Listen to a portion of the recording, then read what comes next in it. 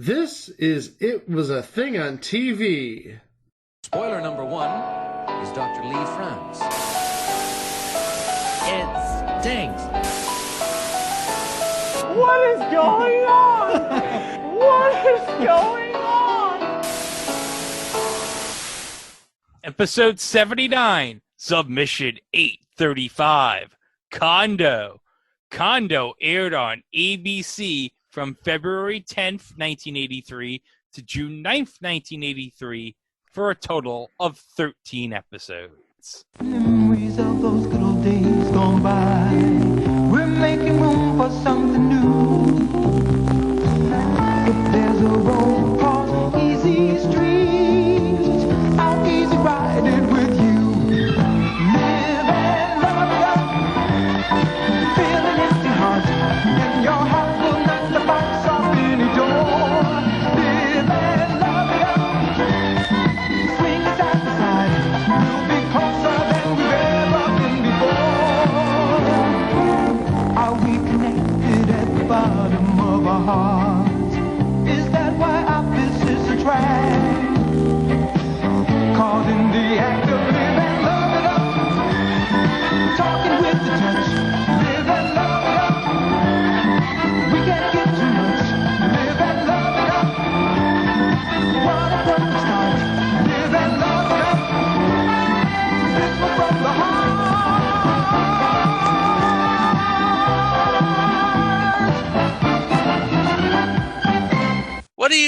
What do you get when you take an upwardly mobile family from the barrio and a downsizing kind of middle of the road, bred, waspy family from the suburbs and put them in the same condominium complex?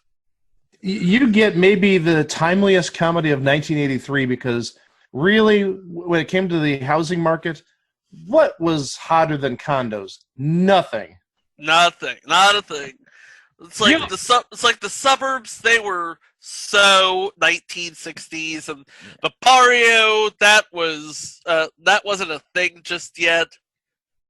But what better? But somebody at ABC looked at Paul Junger-Witt and Tony Thomas and said, "You know what's funny? Gentrification." And of course, who led all this? Our personal favorite in these parts, McLean Stevenson. Yes! We all love... the patron saint of this podcast. Oh, we all love McLean Stevenson on this podcast. And this is the fourth show which he essentially killed before MASH aired its... Well, I shouldn't say MASH aired its finale. MASH left the air. Yeah, MASH's final episode would have been February 28th, and its premiere would have been February 10th. But still, there would have been reruns until probably spring or summer of 83. Yeah, MASH was probably still in reruns until summer. So yeah, this is the fourth show since he left MASH, which got killed before MASH even left the airwaves. Yep. We had the McLean Stevenson show. Oh yeah, we'll cover that eventually. We've covered Hello, Larry. Hello, Larry. In the beginning, we've got to cover soon. Oh, and actually, that's the fifth one because we could also add Match Game to the list. Oh yeah, Match Game 80, because 81, 82. Again, that's filed under it ran one season too long. And then we have Condo, so that's actually five shows that he could have no. premiered, but yeah. Wait, afterwards you forgot Dirty Dancing, the TV series. Well, I just said while MASH was on the air. Okay, yeah. Yeah, Dirty Dancing wouldn't come later, but it's on this list, so. Yeah. Oh, yes. We're going to cover Dirty Dancing eventually. Because aren't they doing a reboot TV series for Prime or something? Probably. I think. At least I haven't heard any updates on that. Well, there wouldn't be any updates on anything these days, but... Yeah, good luck finding an update on that, huh?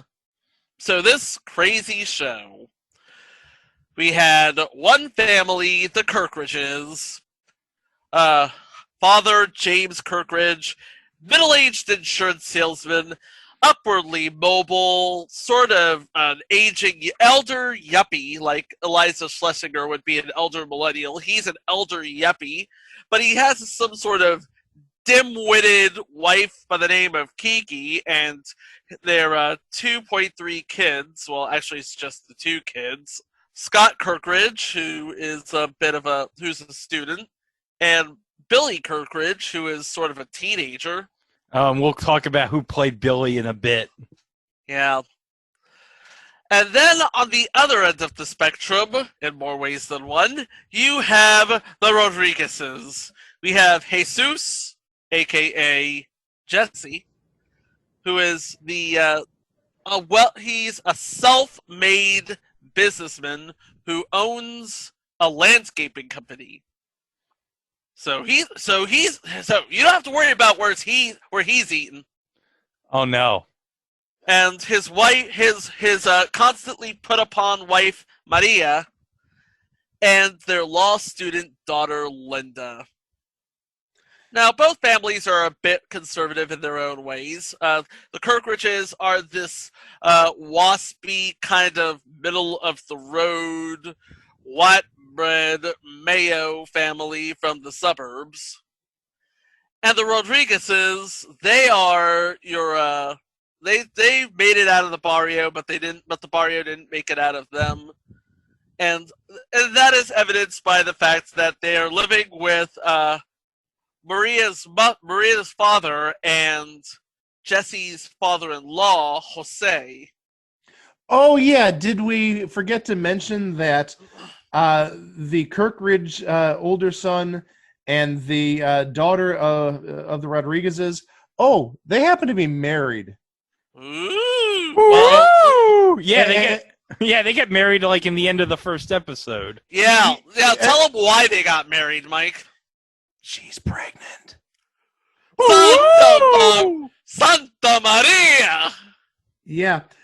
But also, at the end of the first episode, the family didn't even know they were boyfriend and girlfriend, let alone pregnant.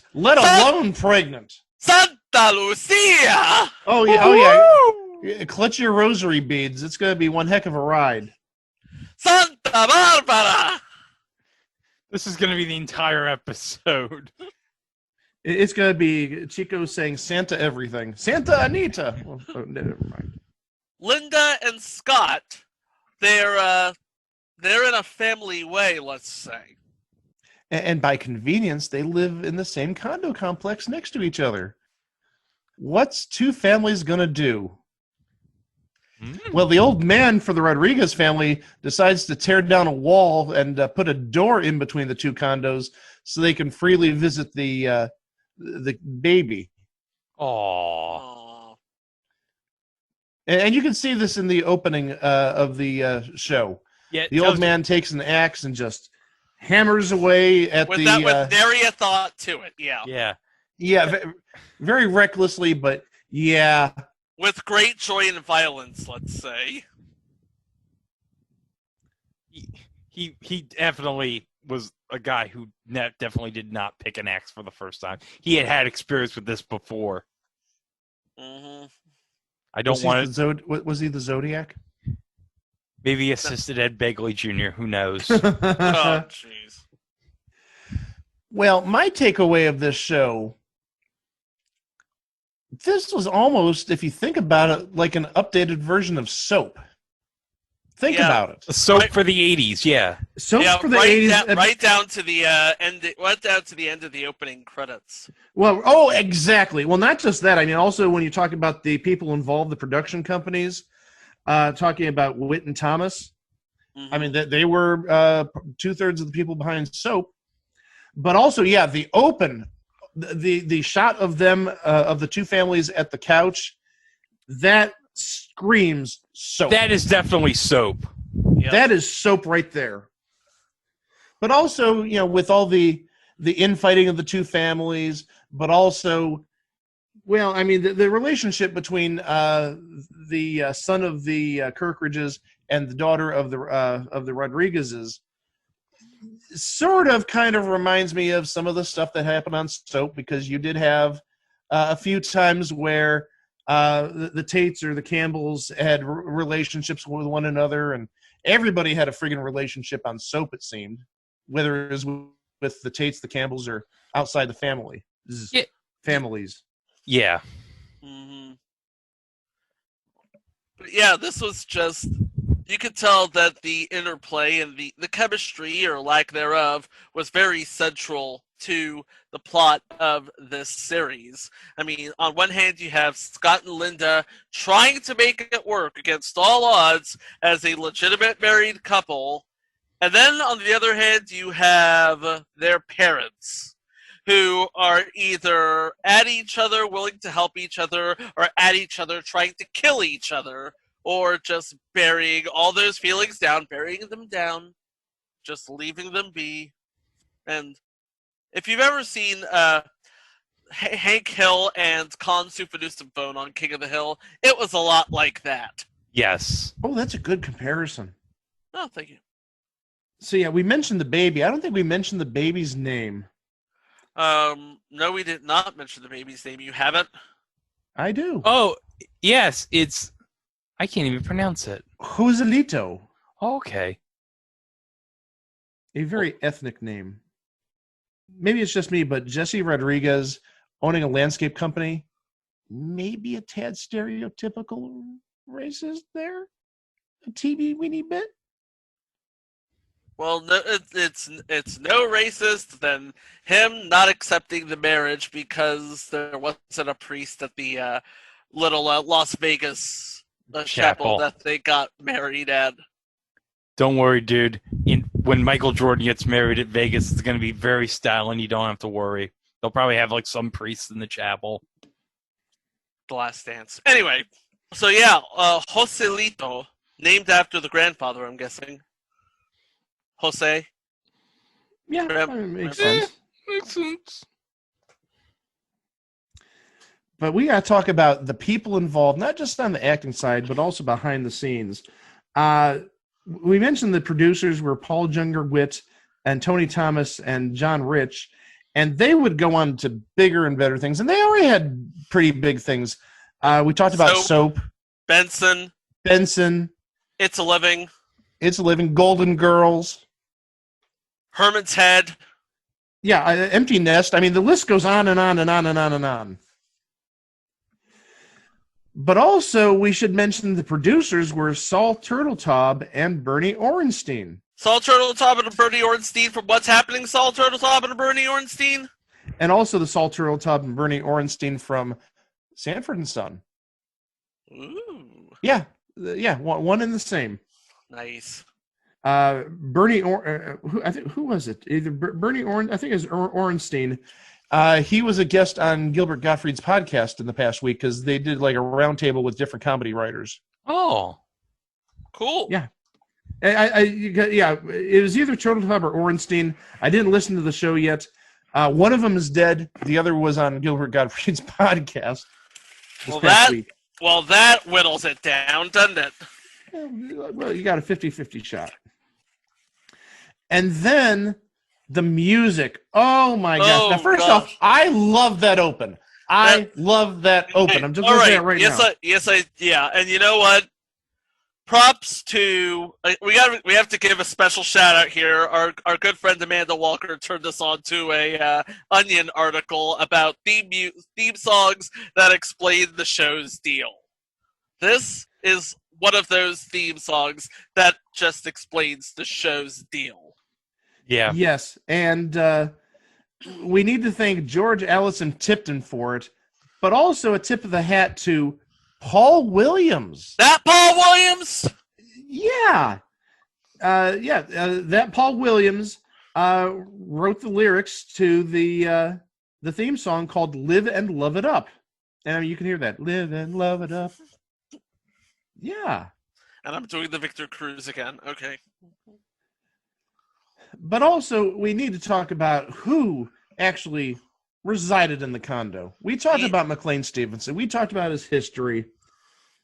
There were other people there. There was Maria Rodriguez, played by Yvonne Wilder, okay, who would later go on to Full House, playing Katsopoulos.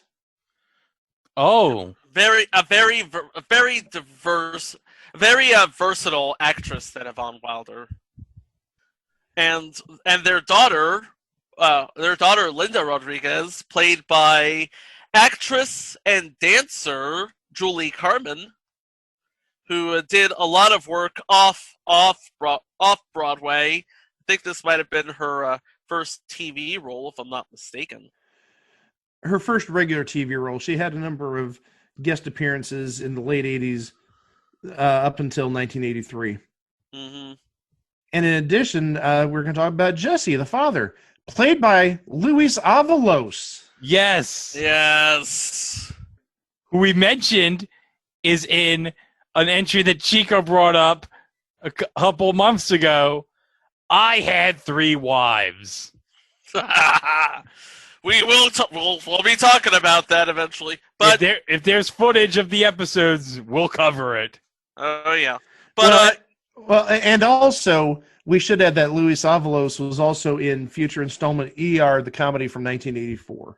yeah, but you probably... Oh, he was also in some sort of murder mystery before this show. Highcliffe Manor. He played Dr. Sanchez. And we should also add he was on The Electric Company. Yeah. Yes. And also, Probably with Morgan Freeman.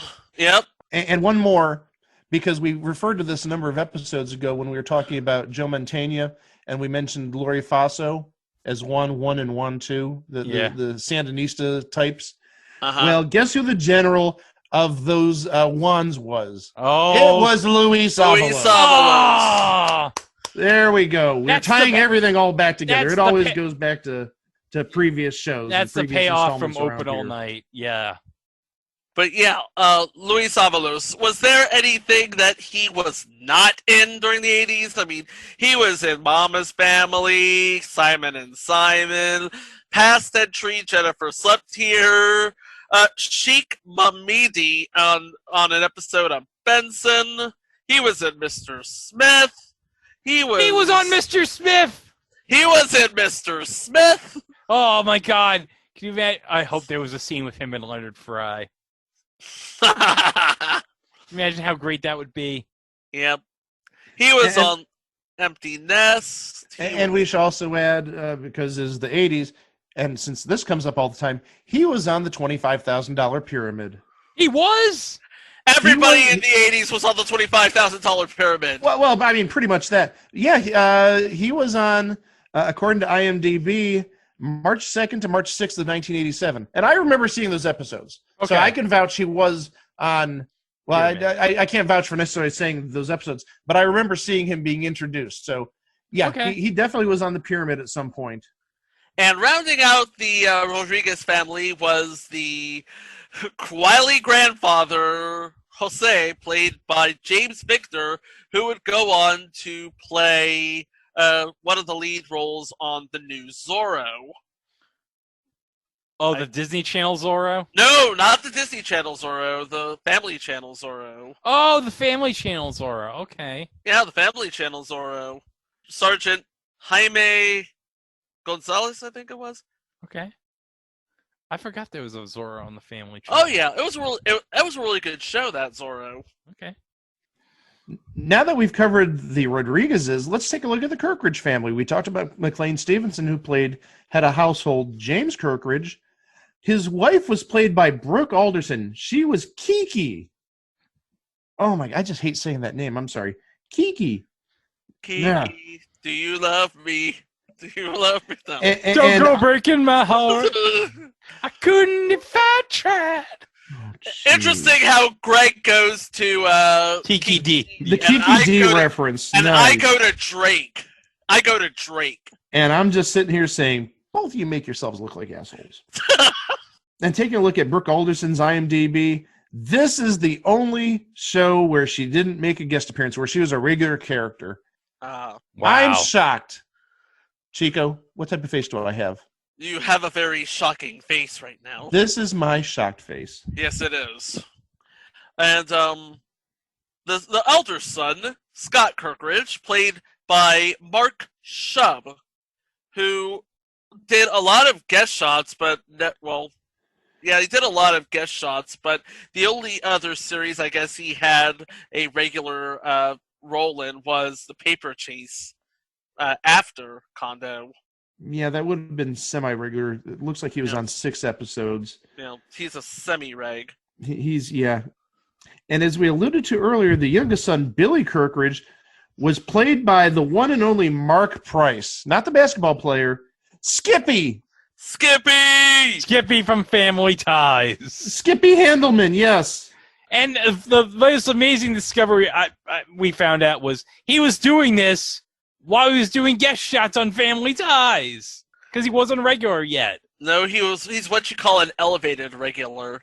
He got elevated when this was canceled. Yeah, and he was just so lovable on Family Ties. Yeah. And then in 30 years, he got in a Twitter beef with Jay Onrait and Dan O'Toole. Well, we've gone over the general format of the show. We've gone over the production company, the behind-the-scenes people. We've gone over the in front of the camera people. How about we look at some episodes? Let's watch some episodes. By watch, I of course mean go over them very quickly. And read the recaps, yes. Yes. And we'll start off with episode 1, which is called The Neighbors.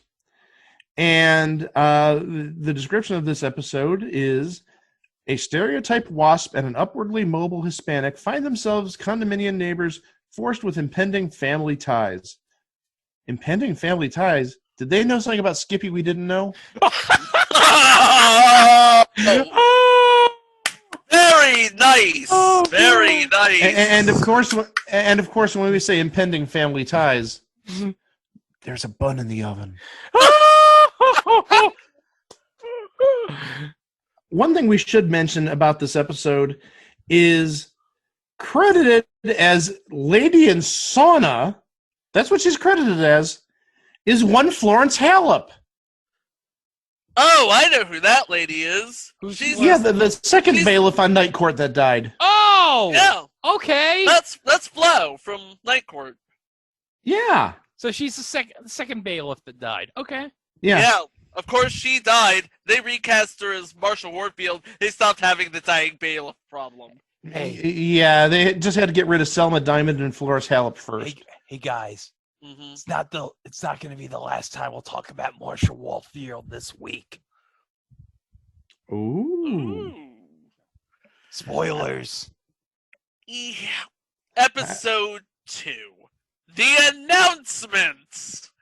Scott and Linda tell their parents that they've been secretly married and also expecting a baby. Yeah, we mentioned this earlier that originally both families thought that they were just a couple, boyfriend, girlfriend, totally innocent. Nope, they got secretly married, and they have a little baby on the way. Yep. Where those good old-fashioned values on which we used to rely. and then we have episode 3, The Wedding. Ooh, because again, we talked about this earlier. Jesse is very set in his ways. He is a staunch Roman Catholic. In the eyes of the church, he believes in the eyes of the church they were not married and that this baby was to be born out of wedlock unless they got a priest. So what did they do in this episode? They got a church, they got a priest. They're going to the chapel and they're gonna get married. But yeah, I mean, even in the early 80s, that was still a little taboo having kids out of wedlock. Just a bit, yeah.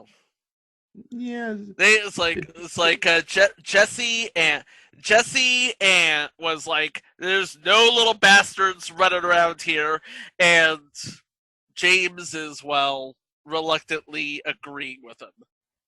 Reluctantly. James does a lot of things reluctantly on this show. Yeah. Yeah, they weren't terribly progressive on this show back in 1983. No. Not even close. This was Reagan's America, damn it. Yeah, this is Reagan's conservative America. There you go. And look at this, episode 4. Hey, the baby. Baby! Yeah, they have a baby. Yeah. Under less than perfect circumstances, Linda decides it's time to rush to the hospital and have her baby. Ooh.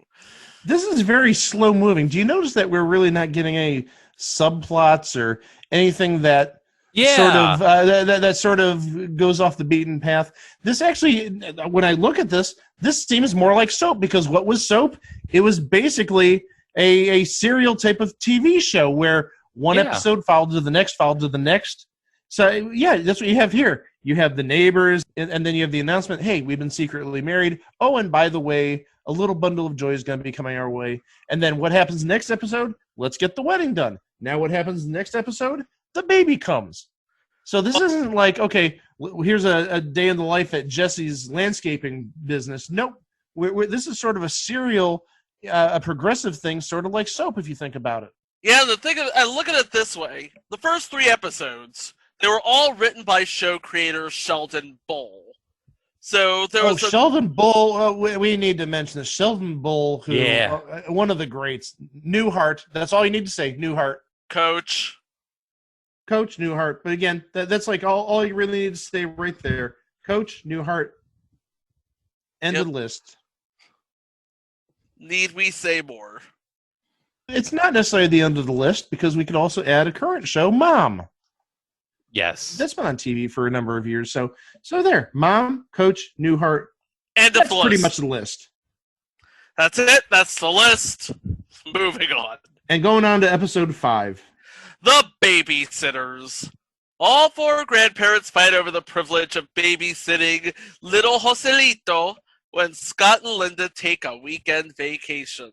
Should be noted that this episode sounds strikingly familiar to the plotline of one TGIF series, Full House. Because guess who wrote it? One Jeff Franklin. Yes. And you mentioned earlier the Full House connection with Yvonne Wilder. Yeah. So yeah, that makes a lot of sense. Mm-hmm. She played who was it? Debbie Katsopoulos or something? Jesse's mom. Yeah. Yep. Uncle Jesse's mom. And then we go to episode 6, the first fight. Oh, you see, every good relationship, you have to have a first fight. This is the first fight. Scott and Linda throw a party for his single friends, sparking their first argument. Oh. Well, it's inevitable. Yeah, that's true. Yeah. And then we go to episode 7, That's Entertainment. But James schedules a quiet dinner for a rich client on the same day Jesse launches a wild party to celebrate the 10th anniversary of his landscaping firm. Uh-oh. We're heading into traditional sitcom WTF-ery. Yeah. Yeah, because what happens in this episode is James's quiet dinner with that client is ruined by Jesse's loud mariachi band music. Whoops. Well, again, not stereotypical there, mariachi band, but yeah, that was the thing in 1983. Yeah. Then we go to episode 8, The Franchise. The franchise? Wait, episode... The franchise, this episode's not about Tom Seaver. Ha! I think I see what you did there. James and Jesse become partners in a hamburger franchise, but the partnership is far from smooth when the manager fails to show up on opening day. Oh, this sounds like a I Love Lucy episode. Only in every way possible. And guess who wrote it? Rob Dames and Bob Frazier of past installment Marblehead Manor. Yes, that Bob Frazier. And then we have episode 9, The Dog. Billy has a run-in with his father, and Jose tries to take in a homeless old dog. Aw, that's nice. Yeah, that's heartwarming. Yeah. Sure doesn't end well, though. For Billy or for Jose? Both. Well, that's true. We have to maintain status quo. Maintain status quo. Oh, here we go, folks. But yeah, this is the one that This I is the- think all of us have been waiting for because this is one of the 2 episodes on YouTube. Yep. And it's called Condomania. Not Pastamania, Greg. No. Condomania. Well, this is 1983. The Hulkster would still be with Vern Gagne in the AWA right now. So, Condomania. James and Jesse end up on a television court show when James insists that Jesse agreed to buy the Kirkridge condo. Yeah, because what do we have here? Court shows, deals that go sour. Welcome to the 80s, ladies and gentlemen. And really, when you think of court shows in the early 80s, there's one show that comes to mind. Ba-ba-dum-bum. yeah, the People's Court. And was this not like an exact ripoff of People's Court? Even down to the logo, not necessarily the font face, but it was called the Citizens Court. Oh, yes. And they had a judge who was very much like Judge Wapner. And they had They also had a court reporter, very much like Doug Llewellyn. But, who played the court reporter, Greg? Peter Tomarkin played Yeah! the court reporter. Yes! Yes! This would be, I believe he would have just been off of Hitman for 4 months? No. This episode 4 aired weeks. April 4 weeks, my 28th. bad. So, because Yeah. Hitman's final episode would have been April 1st. So, 4 weeks then. My bad. And it's probably recorded a number of weeks before then, so this may have been literally right after Hitman wrapped up. So it's And it's like this episode aired, and then the next day he probably got the call for Press Your Luck. Yeah, because Probably. when would they have shot the pilot? When would they have shot the pilot for Pressure Luck for CBS? What, May? Maybe he was so good that Bill Carruthers was that's the guy. May 18th of 83. Okay, so Bill Carruthers is obviously a fan of Condo. Yeah, I mean, that makes sense. I mean, he may have been a fan of Peter Tomarkin's hosting style on Hitman, but yeah, the Pressure Luck pilot was May 18th of 83, so that would have been about 3 weeks after this episode aired. Yep. Oh, and interestingly enough, Peter Tomarkin would surface in 1988 on Wipeout, and who produced Wipeout? Rob Dames and Bob Frazier. So that's multi-talented. Create a game show. You write for Condo. Wrote for Full House. Yeah. Is there anything that Rob Dames and Bob Frazier did not do? But yeah, this episode is on YouTube, and it is the 80s show that ever 80s. Yes, and it must be seen. It must be seen. Oh, yes. It must be seen indeed. And then we get to episode 11, The Affair. The Kirkridges spot Maria having lunch with an attractive doctor and assume that he is having an affair. Woo! That's your takeaway? Okay. Yeah. Well, it's standard sitcom tripe, basically. Yeah. I think this is where the show sort of went off the rails, because if you remember, at the beginning, it was all about Scott and Linda bringing up baby. Now it's about all the family trying to get on with each other, and yet there's absolutely no character development whatsoever.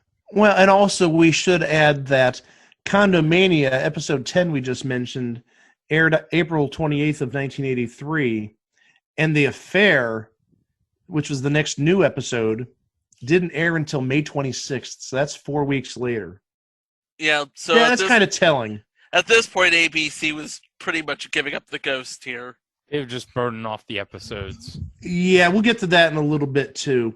Episode 12, Nouveau Poor. When James' insurance sales drop, Jesse offers to buy a policy, but James's ego won't let him accept what he views as charity. I would have expected that sort of thing to come from Jesse's point of view instead of James, but then again, Just goes to show you that Jesse and James are more alike than different. And James has a lot of pride. Yeah. And then the last episode, Members Only. Boy, that doesn't have like an 80s connotation to it. Yeah. Jesse's attempt to join the country club that James belongs to reveals the underlying bigotry of the other members. That sounds like another episode of King of the Hill. That sounds like a lot of stuff, unfortunately. Well, and again, look who wrote it. The late, great David Angel. He of Frasier fame. Oh, and I was wondering where I heard the name. Yeah, he died in 9/11. I forgot. Yeah. Oh, my gosh. Well, that just took a creepy turn looking at his information. You want to talk about creepy? One of the interesting things that I've just learned, and this would be repeated with another show, The Golden Girls. Okay, Yvonne Wilder's supposed to be the mom, right? Yvonne Wilder's supposed to be the mom. All right. And James Victor is supposed to be her dad. Yvonne Wilder was 2 years older than James Victor. So What? She was 2 years older than James Victor. So he had heavy makeup and a graying beard. Because if you've seen him on the new Zorro, you know he has not a full head of jet black hair, but he's got he looks very young. He looks very young on the new Zorro. And the new Zorro, if I'm not mistaken, would be another 6 years down the line. So 89, 90 thereabout. Mm-hmm. And again, this would be before the Golden Girls, when Estelle Getty would be older than B. Arthur, who is actually a year younger than B. Arthur.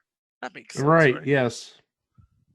Well, we were talking about ABC basically giving up the ghost on this show in April and May of 83. Yeah. This show had 3 time slots in its short life. Episodes 1 through 6 aired Thursdays from 8 to 8:30 on ABC. Then the next 5 episodes, 7 through 11, they aired half an hour later, 8:30 to 9, replacing future installment Amanda's. Yeah, we're covering Amanda's. Speaking of B. Arthur, there you go. And then for the last 2 episodes, it reverted back to 8 to 8:30 on Thursdays. So yeah, it you know, when I think of ABC in the 80s, really, they had just crappy shows on Thursday nights. Thursday nights was not their night, and this is even before must-see TV came along. Thursday. I mean, it only got worse when you had The Cosby Show and Night Court and Cheers and A Different World or Family Ties, and you had ABC throwing up shows on Thursday nights like future installment The Charmings. Mm-hmm. Well, guys, is this going to put a wrap on it? Yeah. I think so. I mean, No, you're wrong, because we're playing eBay Prices Right. Oh my God!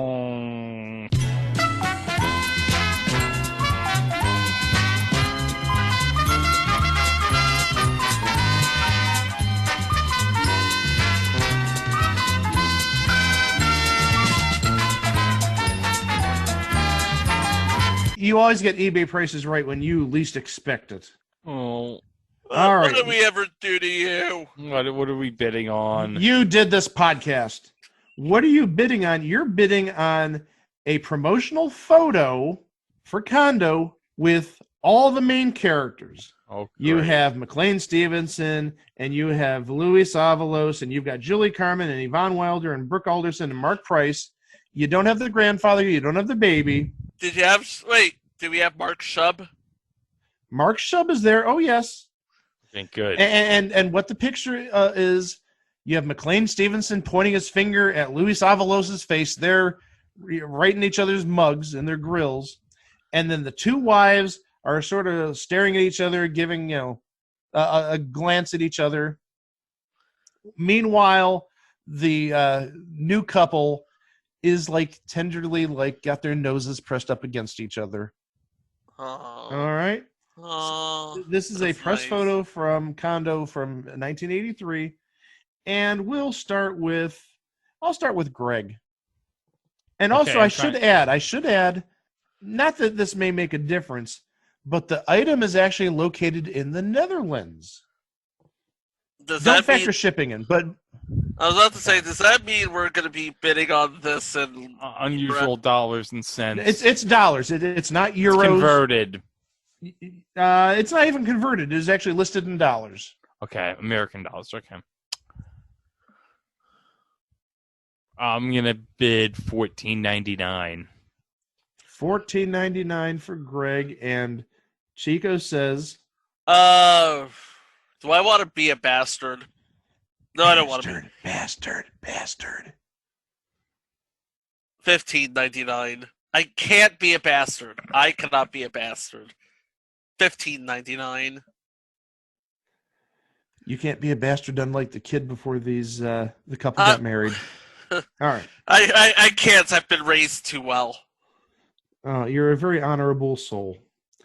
Well, guys, this photo has a buy it now price on eBay of $37.99. Are you kidding me? What? For $38 and $9 shipping, you can have this photo. So if you've got $47 lying around, you can get this press photo from Condo.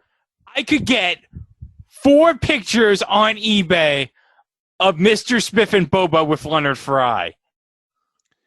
And actually, this seller has 3 photos up, 2 of which are $37.99, 1 of which is $36.99. So if you're looking for that bargain, $36.99.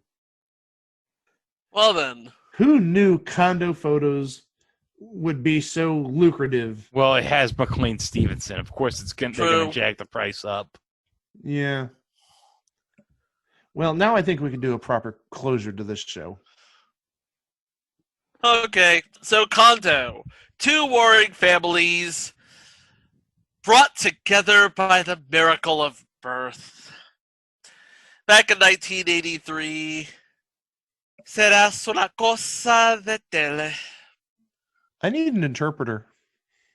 It was a thing on TV. Oh, that sounds a lot better. Well, don't forget, as always, we have a website, itwasathingontv.com, and we've got social media presences at It Was a Thing on TV on Instagram and on Tumblr and on Facebook and on Jack Dorsey's Hate Box, at Mark Zuckerberg's Hate Box. And you can also find us through Discord, which links are available through our social media. Until later this week. Oh boy, we've got a treat for you this week. Oh, we got something that is very, very, very obscure. Yeah, we really dug into the archives this week. Condo is on the obscure side, but we went even more obscure. Even more obscure than that. Oh, yes. And it's related to one of subjects from one of our previous entries. And also, as Greg mentioned earlier, Marsha Warfield is involved in some capacity.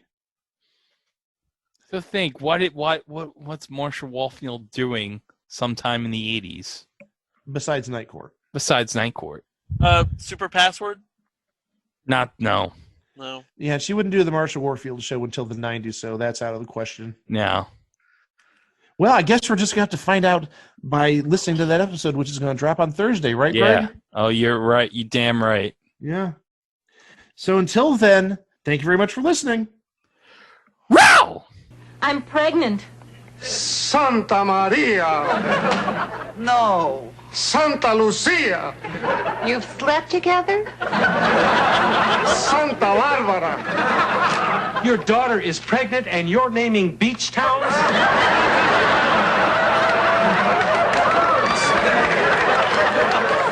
Your son has ruined my daughter's life. No, he hasn't. Oh, this is too much for one night. Linda, are you sure I went to the doctor. Santa Monica! What are you, the surf report?